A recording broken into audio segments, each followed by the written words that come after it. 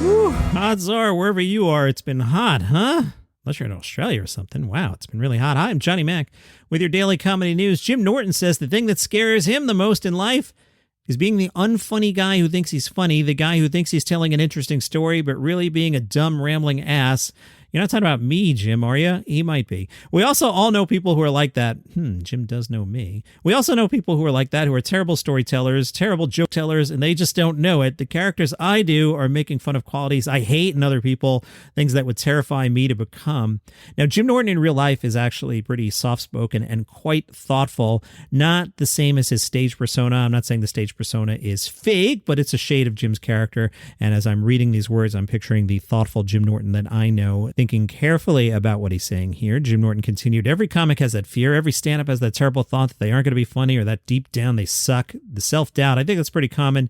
And you do stand up in spite of that. He's excited to be back out on the road. There's this pandemic. Did you hear about it? Google COVID-19. You'll be like, oh my goodness, I missed that whole story. Jim said, I was afraid I wouldn't be able to do jokes again. In those 15 months I took off, there was a fear of going back on stage. Like, am I going to be able to tell jokes again? I just appreciate it so much more now than I ever did. Politics/topical, Jim says, I always attack the entire country, the left and the right. I think they're equally repulsive, but I like to attack the public. I think the public is the problem always. They're just updated things to do with that. The virtue signaling, getting or not getting the vaccine, people putting their esteem into these things outside themselves. It's just kind of attacking everybody with what's been going on the last couple of years. It feels great. I love it when people set up to get angry about something and then see where I'm going with it. Most people are reasonable if they think you're being fair. Jim's in Denver this weekend, another show tonight at the Comedy Works downtown, and says Denver's great. It's a good club. The people there especially, they listen, they're focused. It's an amazing club structure-wise. The staff there really knows how to run a club the way every comic wants it run. It's honestly just an incredible place. That is high praise from Jim Norton. Nikki Glaser spoke to the Laugh Button, and she says, I need to feel nervous and scared to enjoy this business. The second it becomes easy, I need to go do a challenge. You know, I went topless on stage this past weekend because I was working with Bert Kreischer, and I was like, I want to take off my shirt. Like, what's that going to add to it? I loved it because I'm so aware when my shirt is off, I'm scared about what the audience is thinking. I'm sucking in. I'm also like, who cares? It's freeing in some weird, liberating, F the patriarchy way. When I used to smoke weed before, I liked doing it because I might forget my joke, and that fear of talking and not having anything to say would light me up inside. So I'm feeling those feelings about releasing the special again, like, oh no, what's going to happen? Who's going to disagree with me? Who's going to be offended? But that's what I love about this. She was asked if she actually cares what people say on social media. Yeah, my biggest fear is comedians thinking I'm not funny or thinking I'm a gimmicky comic. I know I'm not, and I know that I'm a good comic. There are certain comics that we all know who are hacks, and we tolerate them, and they're popular. We won't tell that to their face. We all secretly know who the hacks are. And I'm not one of those hacks. I'm a person who is able to identify the hacks. Thus, I can see that I'm not. But I do worry about the, oh, she's just a sex comic. She's a one-trick pony, one-trick donkey show. I wonder who she means there. I'm just doing a mental checklist of who the most popular comedians are right now. And I can't think of anybody who's obviously hacky, who's popular at the moment. Right? Mulaney, Gaffigan, Segura, Kreischer. I know some people don't like the Southern guys, but that's its own style of comedy. I don't know who she would be talking about there. There is one name that is popping into my mind, but if I say this name, I will get so many angry social media posts, so I'm not going to say it.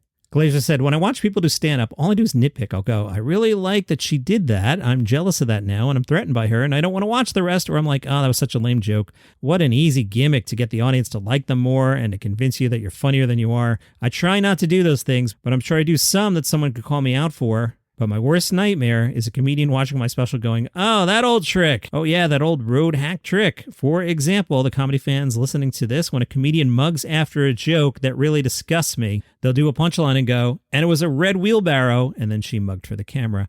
I don't know. I kind of like mugging for the camera. Bob Hope did it. Johnny Carson definitely did it. Letterman would do it. She said, there are acts out there that I love, and there are reaction faces that I utilize that are so important and crucial to comedy, but there are some egregiously used, and they're to manipulate the audience into thinking you're funnier than you are. That's my biggest fear. The back of the room, what other comics will say about me, and what I will say is I tried my best. I'm trying to do comedy that's funny, but I also do care about talking to younger girls. What I will say is funny will always come first and should come first, but a close second for me is trying to make people feel less alone and be able to laugh at things they think only they struggle with. Vulture asked Larry Wilmore, how did it get so tense and ugly with Comedy Central? You said at a certain point they wouldn't even talk to you guys, and that later you felt a sense of schadenfreude. Did I pronounce that right? Germans, let me know. When the network couldn't put together another late-night success, Wilmore said, I don't mind being salty in cancellation, but we were up against some very tough things. People have to remember, I was in the slot that Stephen Colbert had, and he had a very passionate, loyal audience. They put his show on a pedestal, and my show was, I think, ingested by a lot of that crowd as the show that replaced Stephen's show. I was being judged partly from that standpoint. From the network's point of view, it was like, here are the numbers Stephen had when he was leaving. Not when he got there, but when he was leaving. How come your numbers aren't up here? It was an uphill climb. I knew from the beginning there was no way I could compete with what Stephen did. I had to be my own thing. It takes a while to find a show. Even Jon Stewart, who took over The Daily Show from Craig Kilborn, people weren't pleased with what he was doing at first, and it took a while to turn that into his show. Same note from me on Trevor Noah replacing Jon Stewart. People seem to like Trevor Noah now, right? Wilmore, I thought what made our show special was we were having a conversation that America said it wanted to have, and I'm like, all right, MFers, we're going to have it. Comedy Central wanted us to do games, things like that. I think their point of view was like, we're just trying to fix a show, but they never approached it like, is this show an expression of Larry Wilmore's voice? By the time we were canceled, they weren't interested in us. They hadn't talked to us for months. We were pretty much finding what the show was at that point. I think people really appreciated it. Many of our fans felt like we were a voice in the wilderness covering issues that others weren't covering. We were well-oiled to handle any situation that came up in the news. We could have comedy, we could have discussion. It was built to have both, and we could keep it real in each format and entertaining.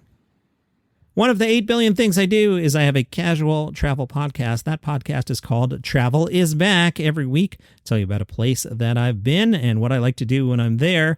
This week's episode is about Long Beach Island, New Jersey, and as you listen to it, I'm probably at Long Beach Island, New Jersey, maybe even listening to myself tell you that I'm at Long Beach Island, New Jersey. Now, the question is, am I just air-checking Daily Comedy News, or am I listening to Travel is Back? Regardless, Travel is Back is available wherever you get your podcasts. Last few episodes have been about beaches. Next week is about Catalina Island, and then I might do some Australia episodes. I've started doing some production on those. Travel is Back wherever you get your shows. Let's check out Just for Laughs tonight. What's today? Today is Saturday the 23rd. Johnny Mac, why don't you know what day it is? Did you tape this on Wednesday afternoon or something? No. 7 o'clock, The Nasty Show. 7 o'clock, Just for the Culture. 8:30, Randy Feldface. Alien of extraordinary ability. There's only one Randy Feldface, which technically makes him a critically endangered species. Don't miss your chance to see this felt-faced wonder delivering an hour of blistering jokes in his natural habitat, the theater. I want to see Randy Feldface.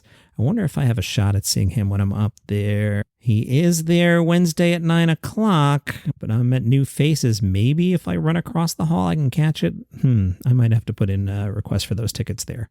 So Randy Feldface at 8:30. At 9:30, second show for Just for the Culture on The Nasty Show. 10 o'clock, Reese Nicholson.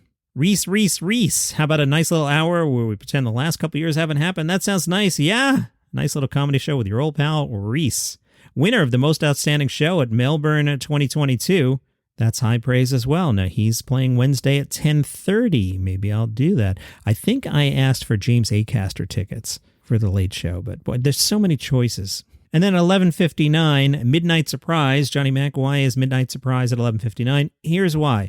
When you schedule something at 12 o'clock and you write AM, some people don't know, what does that mean? Is it midnight? Is that tomorrow? Like, for example, if I tell you, hey, the show's Saturday at midnight, do I mean, at the very end of Saturday as it's becoming Sunday? Because technically it's Sunday, and it gets confusing in the whole AM, PM thing. So when you say the show is Saturday at 11:59 p.m., people know what the hell you're talking about. Midnight Surprise. Love the description. The show's at midnight. The rest is a surprise.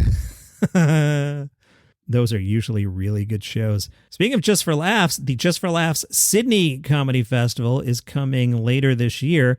I have to figure out some way to get there. Should I do the travel podcast from there and write it off? Can I convince someone to fly me down there and cover the hell out of this thing? Because Jimmy O Yang's at the Sydney Opera House Saturday, December 3rd. They also announced Rock Wiz Live at the State Theatre on that same day. What is that? Australian television's original rock trivia show will make its first appearance at Just for Laughs Sydney. The night before, Friday, December 2nd, just announced Alan Carr, Regional Trinket. Alan's back on the road with a brand new stand-up show. From the exhilarating high of his star-studded wedding day to the low of lockdown stuck on a farm, a lot has changed since Alan's last Australian tour in 2016. The Sydney Comedy Festival, November 28th to December 4th. And let's stay international from Chortle. Nominees in this year's Edinburgh Comedy Awards will be showcased on Radio 4 the day after their names are announced. An hour-long gala show will air 11 p.m. on Thursday, August 25th, featuring comics shortlisted for both the main award and Best Newcomer accolade. The BBC announced a bunch of plans for Edinburgh. Other highlights include a new documentary on the history of the Fringe as it marks its 75th anniversary. The 90-minute show has the working title The Fringe, Fame and Me will air on BBC Scotland and BBC Two. Hey, that's why you're going to need that ExpressVPN that I read the commercial for every now and then. I know I'll be at my house in Scotland to watch that. Wink, wink, nudge, nudge. Know what I mean? Say no more. Meanwhile, Mark Nelson will front a new series of Edinburgh Unlocked for BBC Scotland, which I can watch from my Scotland residence while I'm there, featuring some of the top names from The Fringe. First episode August 11th, two further shows August 18th and 25th, and a bunch of radio shows, which you're not going to listen to, so I won't tell you about them. And that is your comedy news for today. Follow the show for free on Apple Podcasts or Spotify, wherever you get your shows. You can buy me a coffee. Here's a coffee that's pretty much empty. It sounds a lot like the coffee I was drinking on Thursday's episode, but there's no way it could be, because that would imply that I recorded this on Wednesday afternoon, which obviously I did not. So buymeacoffee.com/dailycomedynews, and I'll see you tomorrow.